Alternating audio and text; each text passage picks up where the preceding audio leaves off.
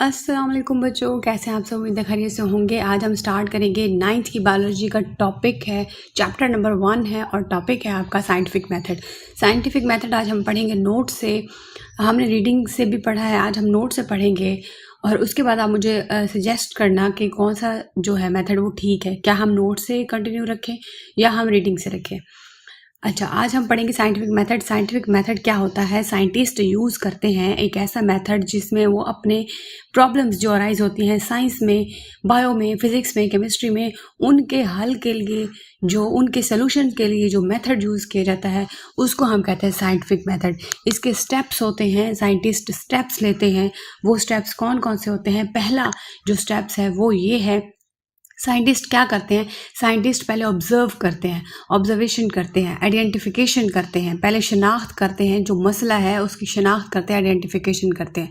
Identification करने के बाद वो इस पे जाते हैं ऑब्जर्वेशंस पे। ऑब्जर्वेशंस के बाद वो एक्सपेरिमेंट्स, ठीक है। तो अब हम पढ़ेंगे नोट से साइंटिफिक मेथड क्या होता है। क्वेश्चन आ सकता है कि what are scientific method, what is scientific method. Long question इसके ऊपर आ सकता है। What are the basic steps are scientist adopt in order to solve a scientific problem. Exercise का क्वेश्चन नंबर 5 भी है और ये आपका लॉन्ग क्वेश्चन आ सकता है। साइंटिफिक मेथड की सबसे पहले आप हेडिंग देंगे, डेफिनेशन लिखेंगे। Scientist follow a series of specific steps while conducting scientific work और रिसर्च।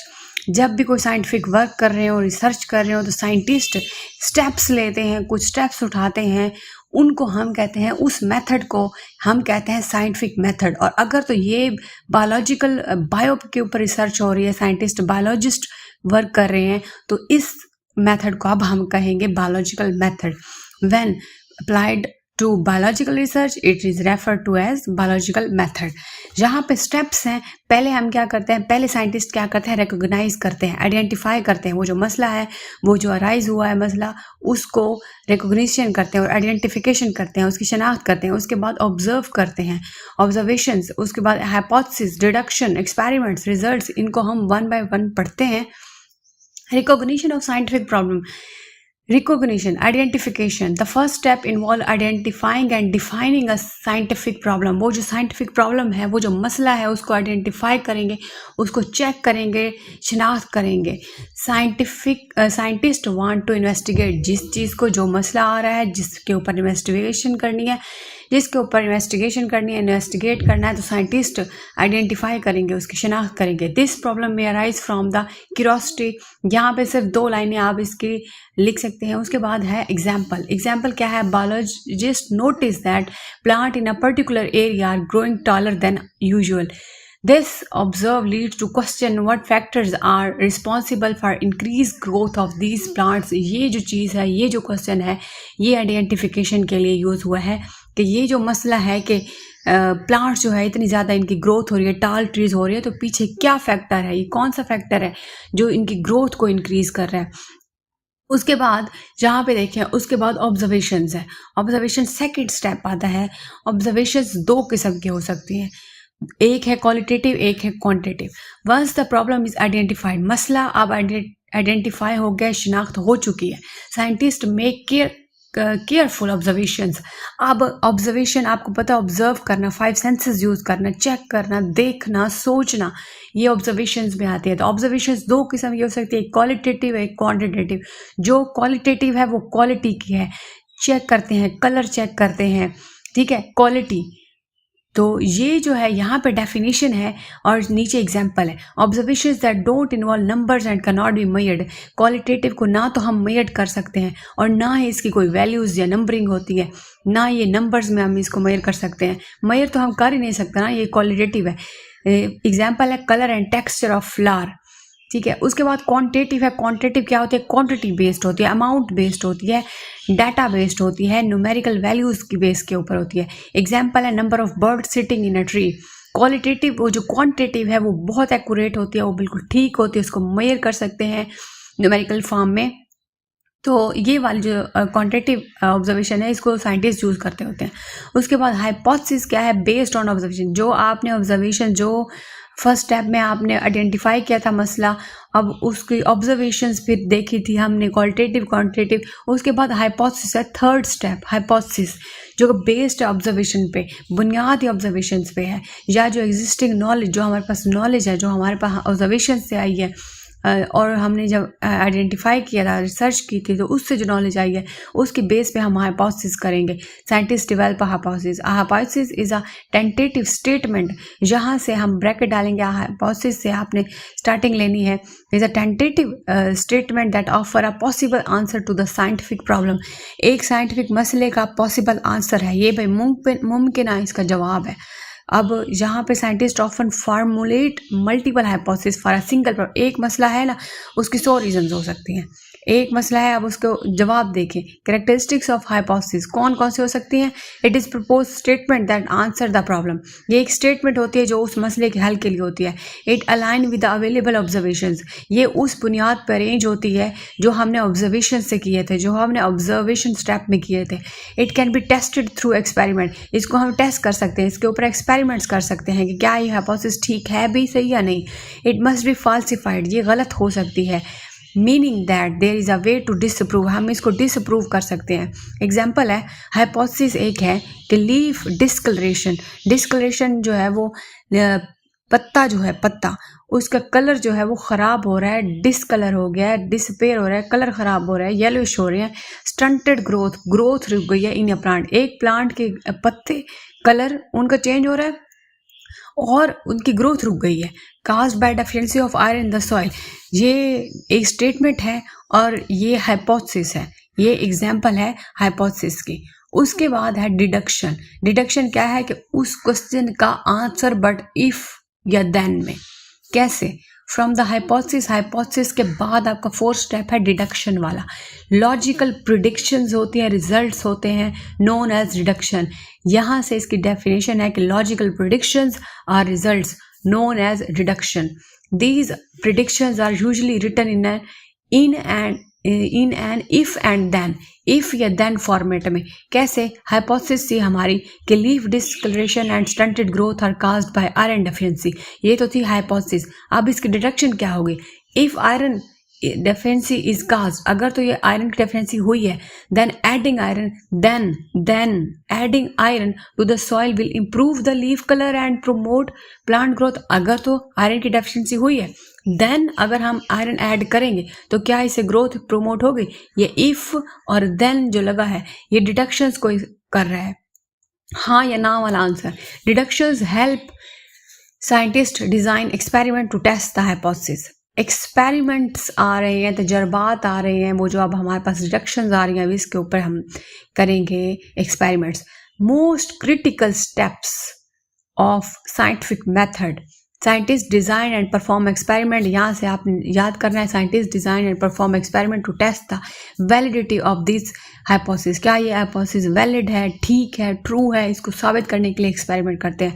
प्रोसेस ऑफ एक्सपेरिमेंटेशन क्या है? In a successful experiment one hypothesis is proven correct, अगर तो हाइपोथेसिस हुई है ठीक, वाइल अल्टरनेट हाइपोथेसिस, उसके बाद जो दूसरी हाइपोथेसिस है वो फिर अब गलत है।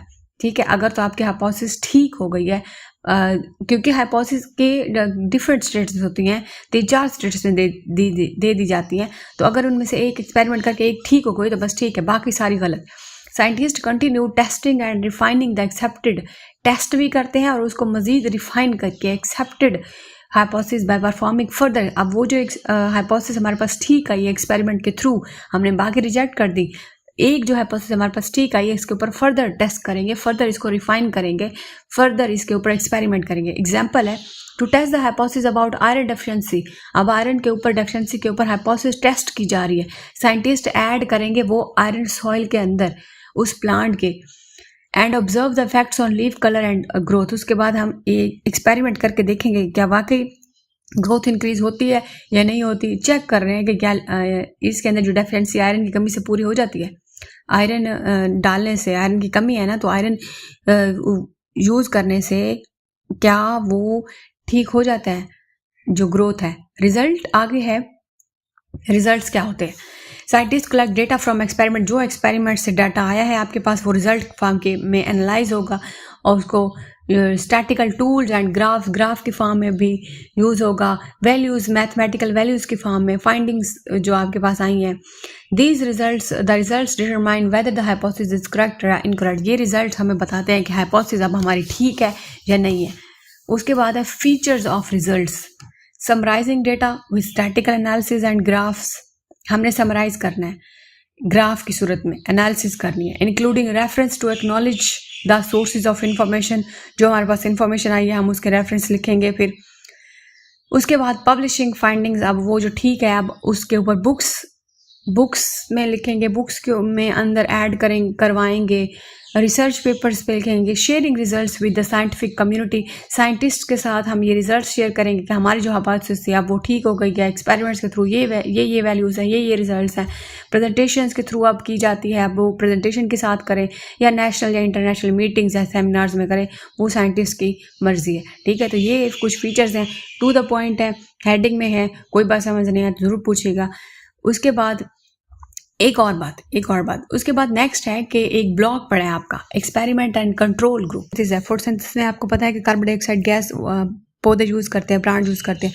क्वेश्चन है, हमारी ऑब्जर्वेशन है, हमारी एक प्रॉब्लम राइज हुई है, हाइपोथेसिस है हमारे पास कि अगर क्वेश्चन है कि CO2 क्या ज़रूरी है, क्या CO2 अगर हम ना देते तो क्या फिर फोटोसिंथेसिस होगी? अगर CO2 एक्सपेरिमेंटल ग्रुप है और दूसरा है कंट्रोल ग्रुप। एक्सपेरिमेंटल ग्रुप क्या होता है? जिसके पास सब कुछ होता है, एक्सपेरिमेंट जो कर रहे होते हैं, जिसके ऊपर विद कार्बन डाइऑक्साइड, जिसके ऊपर एक्सपेरिमेंट किया जाता है। फॉर एग्जांपल हमारे हाइपोथेसिस है कि क्या CO2 जो है वो ज़रूरी है या नहीं है। तो CO2 जो है एक्सपेरिमेंटल ग्रुप के पास CO2 अवेलेबल है, कार्बन डाइऑक्साइड गैस है। कंट्रोल ग्रुप के पास कार्बन डाइऑक्साइड गैस अवेलेबल नहीं है। कंट्रोल ग्रुप और एक्सपेरिमेंटल ग्रुप्स के बाद दो प्लांट्स हैं, एक प्लांट को कार्बन डाइऑक्साइड गैस दी है और एक प्लांट को कार्बन डाइऑक्साइड गैस नहीं दी। तो ऑब्जर्वेशन में क्या हुआ? In experimental group photosynthesis occur because carbon dioxide gas is present. Experimental जिसके ऊपर एक्सपेरिमेंट हो रहा था उन्होंने कार्बन डाइऑक्साइड गैस अवेलेबल थी उनके पास, वो जो प्लांट को दे रहे थे उनके पास कार्बन डाइऑक्साइड गैस थी।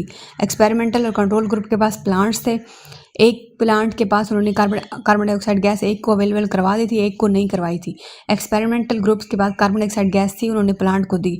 जो कंट्रोल ग्रुप था उन्होंने कार्बन डाइऑक्साइड गैस नहीं दी। हुआ क्या? ऑब्जर्वेशंस ये देखी गई, एक्सपेरिमेंटल ग्रुप्स के पास फोटोसिंथेसिस अकर हुई क्योंकि उनके पास कार्बन डाइऑक्साइड गैस अवेलेबल थी। कंट्रोल ग्रुप्स के पास कार्बन डाइऑक्साइड गैस हमने नहीं दी थी तो वहाँ पर फोटोसिंथेसिस अकर नहीं हुई। कंक्लूजन क्या हुआ कि necessity of carbon dioxide gas for photosynthesis proved when photosynthesis occur in the experimental group but doesn't occur in control group. Photosynthesis वहाँ पे प्रेजेंट हुई, वहाँ पे हुई जहाँ पे कार्बन डाइऑक्साइड गैस अवेलेबल थी। जिस प्लांट के पास उन्होंने कार्बन डाइऑक्साइड गैस जिस प्लांट को दी थी, एक्सपेरिमेंटल ग्रुप के पास वो प्लांट था, वहाँ पे फोटोसिंथेसिस हुई। और कंट्रोल ग्रुप के पास कार्बन डाइऑक्साइड गैस नहीं दी उस प्लांट को, तो वहाँ पे फोटोसिंथेसिस नहीं हुई। इसका मतलब यह है कि फोटोसिंथेसिस के लिए एक्सपेरिमेंट से प्रूव हुआ है कि कार्बन डाइऑक्साइड गैस ज़रूरी है। अगर कार्बन डाइऑक्साइड गैस ज़रूरी नहीं होगी तो फोटोसिंथेसिस होगी ही नहीं, प्लांट फोटोसिंथेसिस करेंगे भी नहीं। तो ये था आज हमारा साइंटिफिक मेथड वाला। होप सो कि आपको ये नोट से समझ आ गई होगी। कोई बात समझ ना आए ज़रूर पूछिएगा, मुझे फीडबैक देना ना भूलिएगा। कोई सजेशन देनी हो दे सकते हैं, नोट से पढ़ें तो ठीक है, या आप बुक से पढ़ना चाहते हो तो ठीक है ये सारा वही बुक वाला बट हेडिंग्स में है। कुछ बच्चे हेडिंग्स मांगते हैं कि हेडिंग्स नहीं आप करती, तो हेडिंग्स से जो है वो मैं बनवाई हूँ। यहाँ पे हमारे पास जो नोट्स हैं इसमें हेडिंग्स भी, इसमें सब कुछ है। अब जो चीज़ आपको समझ नहीं आती, कोई क्वेश्चन है तो ज़रूर पूछें, मैं ज़रूर रिप्लाई करूँगी। Thank you so much. Channel को सब्सक्राइब कर दें, वीडियो को लाइक कर दें, शेयर कर दें, कमेंट कर दें। Thank you so much. अल्लाह हाफिज़।